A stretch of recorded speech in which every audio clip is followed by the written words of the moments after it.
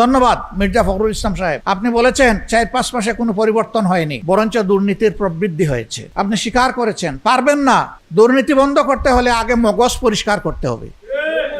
মানসিকতার পরিবর্তন ছাড়া চাঁদাবাজি দুর্নীতি আপনারা বন্ধ করতে পারবেন। যদি ইলেকশনটা না হয়, অর্থাৎ আমরা ক্ষমতায় তাড়াতাড়ি না আসতে পারি এই ভয়ে, তখন আমরা সবকিছু মেনে নিয়েছি। কি হলো তাহলে? প্রতারণাটা কে করলো? এখানে দাঁড়িয়ে অনেকেই বলে গেছেন। যদি প্রতারণা বলতে হয় তাইলে তারাই জাতির সাথে প্রতারণা করেছে। দানাই পানাই করে এখন সংবিধান সংশোধন কমিটি, কমিশন এগুলা গঠন করার কথা বলেন কেন? এর উদ্দেশ্য ইতিমধ্যে স্পষ্ট হতে শুরু করেছে। গুম কমিশন বিলুপ্ত করা হয়েছে। পরে তারা একটা আবার আইনের পক্ষে পাশ করতে যাচ্ছেন। অনেকটা বিড়ালের হাতে গুস্ত পাহারাদারির দায়িত্ব দেওয়া। তারা একটা ভঙ্গুর সংশোধনী এনে জাতিকে আরেকবার তারা ধোঁকা দিতে চান। আরেকজন প্রতিমন্ত্রী বলেছেন এই দেশে কখনো চাঁদাবাজি বন্ধ করা সম্ভব নয়। আরে ভাই, নিজেই চাঁদাবাজি করলে বন্ধটা করবে কে? সরসায় বুথ থাকলে বুথ তাড়াবে কে? আর বাংলাদেশে কখনো একটা ফেসিবাদী শাসন দেখতে চাই না। এই ফেসিবাদী শাসনের জড় কেটে দেওয়ার জন্যেই অন্তর্বর্তীকালীন সরকার জাতীয় ঐক্যমত্য কমিশন গঠন করেছিল। 60টি মাস ধারাবাহিকভাবে 31টি দল সেখানে আলোচনায় অংশ নিয়েছে। আজকে সংসদে যে সমস্ত দলের প্রতিনিধিত্ব আছে, যারা সরকার গঠন করেছেন এবং যারা বিরোধী দলে বসেছেন, তারা সকলেই সেই আলোচনার অংশ ছিলেন। দীর্ঘ আলোচনার পর সবাই একমত হলেন যে এই দেশকে যদি ফেসিবাদের কবল থেকে মুক্ত করতে হয় তাহলে বড় ধরনের সংস্কার প্রয়োজন হবে। আর এই সংস্কারের জন্য জাতীয় সংসদ নির্বাচনের পাশাপাশি একটা গণভোট অনুষ্ঠানের প্রয়োজন হবে। যে সমস্ত বিষয়ে সংস্কার হবে আমরা একমত হয়েছি, সেই বিষয়গুলো বৈধতা দেওয়ার জন্যেই প্রয়োজন গণভোটের। এই গণভোটের কথাটা এটা সত্য যে বর্তমান সরকারি দলের একজন নেতাই প্রথম দাবি করেছিলেন। এটাও সত্য যে এটা আমরা সবাই এগ্রি করেছিলাম। গণভোটে হা বলার জন্য আমরা একটু বেশি বলেছি, কিন্তু বর্তমান প্রধানমন্ত্রীও বলেছেন। রংপুরের জনসভায় সেখানে গিয়ে আবেগ আপ্লুত হয়ে আবু সাইদকে সম্মানিত করতে গিয়ে তিনি বলেছিলেন যে গণভোটে আপনারা হা বলুন। আমরাও বললাম, তারাও বললেন, একমত হলাম। গণভোটের রায় যদি হায়ের পক্ষে বিজয়ী হয় তাহলে যে দলই সরকার গঠন করবে বা জোট সরকার গঠন করবে তারা গণভোটের রায় বাস্তবায়নে বাধ্য থাকবে। কিন্তু না, যে ইলেকশন হলো ওনারা দেখলেন যে কোনো কায়দায় হোক ওনারা মোর দেন 2/3 পেয়ে গেছেন। এখন ওনারা ভুলে গেলেন জনগণকে যে তারা ওয়াদা দিয়েছেন। আমরা সংসদ আহ্বানের পাশাপাশি সংস্কার পরিষদেরও সভা আহ্বানের দাবি জানালাম। আমাদের দাবিকে তারা গ্রাহ্য করলেন না। পরে আমরা নোটিশ দিয়ে সংসদে আলোচনা করলাম। তারা জবাব দিতে গিয়ে বললেন এইটা বাংলাদেশের সংবিধানে নাই এবং এটি হচ্ছে একটা অন্তহীন প্রতারণার দলিল। আমরা সংসদে জানতে চাইলাম এই অন্তহীন প্রতারণাটা কে করলো, কি করলো, এটার কোনো জবাব পেলাম না। কিন্তু বেশি দিন সত্য চাপা পড়ে থাকে না। সেই সংসদে দাঁড়িয়ে একই ব্যক্তি আবার বললেন যে যদি ইলেকশনটা না হয়, অর্থাৎ আমরা ক্ষমতায় তাড়াতাড়ি না আসতে পারি এই ভয়ে, তখন আমরা সব কিছু মেনে নিয়েছি। কি হলো তাহলে? প্রতারণাটা কে করলো? এখানে দাঁড়িয়ে অনেকেই বলে গেছেন। যদি প্রতারণা বলতে হয় তাইলে তারাই জাতির সাথে প্রতারণা করেছেন।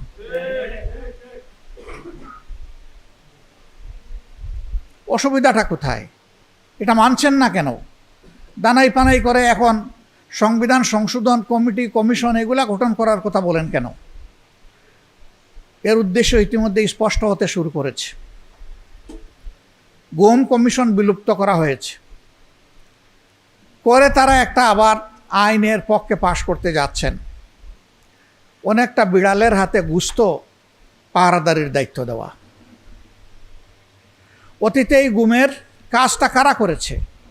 নিঃসন্দেহে দেশের বিভিন্ন বাহিনী এবং এজেন্সির লোকেরা করেছে। এ ব্যাপারে কারো কোনো সন্দেহ নেই।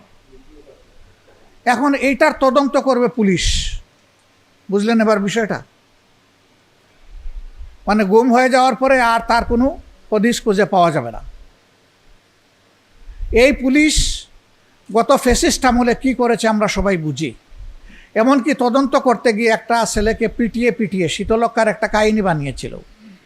এক মেয়ে অপহরণের পরে তাকে ধর্ষণ করা হয়েছে, তাকে খুন করা হয়েছে, শীতলক্ষাতে তার পেটে পাথর বেঁধে বস্তা বেঁধে তাকে ফেলে দেওয়া হয়েছে। তার এই স্বীকারোক্তিমূলক জবানবন্দি নেওয়ার মাত্র 17 দিনের মাথায় এই মেয়ে তার বাপের কাছে ফিরে আসলো। এখন এই পাথর বাঁধা মরে যাওয়া মেয়েটা আসলো কীভাবে? মানে ওই যে তখন একটা কথা ছিল যে আমরা যা বলবো তাই সত্য, সুতরাং মিথ্যাকে কিভাবে সত্য বানাতে হয় আমরা এটা জানি। নিশ্চয়ই তার উপরে এমন অত্যাচার করা হয়েছে যে সে তার ভাইকে বাপ ডাকতে বাধ্য হয়েছে। এইভাবেই পুলিশের তদন্ত হয়ে থাকে। সেই তদন্তে গুমের মতো মহাপাপ সেটা পুলিশ তদন্ত করবে, আর উনারা সুন্দর সুন্দর আইন বানানোর গল্প আমাদেরকে শোনাচ্ছে। আমাদেরকে সংসদে তারা প্রস্তাব দিয়েছেন, আসেন আমরা উভয়ে মিলে একটা সংবিধান সংশোধন কমিটি করি, আমরা ভালো ভালো আইন রচনা করব। আমরা বলেছি গণভোট সংবিধান সংশোধনের জন্য হয়নি, সংস্কারের জন্য হয়েছে। আমাদের দাবি সংবিধান সংশোধন নয়, সংস্কার। লোকেরা মাঝে মাঝে জিজ্ঞাসা করে, ভাই এটা বুঝি না, সংবিধান সংস্কার আর সংশোধনের মাঝে তফাৎটা কি? তফাৎ পরিষ্কার। সংবিধান সংশোধন করবে সংসদ, এটাতে কোনো গণভোটের প্রশ্ন নাই। এই যে সংবিধান সংশোধন করবে, এই আইন টিকতেও পারে, নাও টিকতে পারে। বাংলাদেশে এই রকম 5টা সংশোধনী বাতিল হয়ে গেছে কোর্টে গিয়ে। তা আমরা তো বাতিল হওয়ার জন্য কিছু করতে চাই না। আমরা তো ফেসিবাদের কবলে দেশটা আবার যাতে না পড়ে, সেই জন্যে আমরা শক্ত পাকাপোক্ত ব্যবস্থার দিকে যেতে চাই। এইটা সম্ভব শুধুমাত্র গণপরিষদ অথবা সংস্কার পরিষদ গঠন করে এই কার্যক্রম পরিচালনার মধ্য দিয়ে। ওখানে হাত দিতে পারবে না আদালত। তারা একটা ভঙ্গুর সংশোধনী এনে জাতিকে আরেকবার তারা ধোঁকা দিতে চাচ্ছেন। দফায় দফায় আমাদেরকে অনুরোধ করেছেন। এমনকি তারা এটাও বলেন যে আপনারা কি আসবেন না? বলে ভাই এটা তো কতবারই জানিয়ে দিয়েছি, আমাদের আসার কোনো প্রশ্নই ওঠে না। বলে আমরা আপনাদের কাছ থেকে মতামত চাইব। আচ্ছা বলেন, আমরা কমিটিতে গেলাম না, এখন আমরা মতামত দিব সেখানে? কি আজগুবি ব্যাপার। আমাদের জন্য ওনাদের এত আকর্ষণ কেন? আকর্ষণটা জাতির জন্য করেন। যেই জাতির 70% মানুষ ভোট দিয়ে বলেছে আমাদেরকে সংস্কার করে দেন, সংস্কারকে অগ্রাহ্য করে ধানাই পানাই করে এখন আরেকটা নিয়ে আসছেন আপনারা। আমরা এখান থেকে এক চুলো নড়ব না ইনশাআল্লাহ। আমরা জনগণের রায়ের প্রতি শ্রদ্ধাশীল। এই বাংলাদেশে, পূর্ব পাকিস্তানে যখন এই জনগণের রায়কে উপেক্ষা, অগ্রাহ্য, অপমান করা হয়েছে, যারা করেছে তাদেরকে চরম মূল্য দিতে হয়েছে। শেখ হাসিনা করেছে 14 নির্বাচন, 18 নির্বাচন, 24-এর নির্বাচন, সেইটার মাসুল তাকে গুনতে হয়েছে। ওনারাও এখন অ্যাবসলিউট পাওয়ার গ্রাবিংয়ের দিকে যাচ্ছেন। সব ক্ষমতা ওনাদের হাতে নেবেন। অ্যাবসলিউট পাওয়ার means absolute corruption door open করা আমরা দেখতে পাচ্ছি পরিষ্কার। ধন্যবাদ মির্জা ফখরুল ইসলাম সাহেব, আপনি বলেছেন 4-5 মাসে কোনো পরিবর্তন হয়নি, বরঞ্চ দুর্নীতির প্রবৃদ্ধি হয়েছে। আপনি স্বীকার করেছেন। পারবেন না। দুর্নীতি বন্ধ করতে হলে আগে মগজ পরিষ্কার করতে হবে। মানসিকতার পরিবর্তন ছাড়া চাঁদাবাজি, দুর্নীতি আপনারা বন্ধ করতে পারবেন না। আরেকজন প্রতিমন্ত্রী বলেছেন এই দেশে কখনো চাঁদাবাজি বন্ধ করা সম্ভব নয়। আরে ভাই, নিজেই চাঁদাবাজি করলে বন্ধটা করবে কে? সরসায় বুথ থাকলে বুথ তাড়াবে কে? এত বুথ বিতাড়িত হবে না। কালকে দেখলাম এক সংসদ সদস্য বলেছেন তোমরা তো এই খেয়েছো ওই খেয়েছো তাদের 2টা অঙ্গ সংগঠনকে, শেষ পর্যন্ত তোমরা বিএনপিটাকেই খেয়ে দিবা। তারা তো সেদিকেই আগাচ্ছে।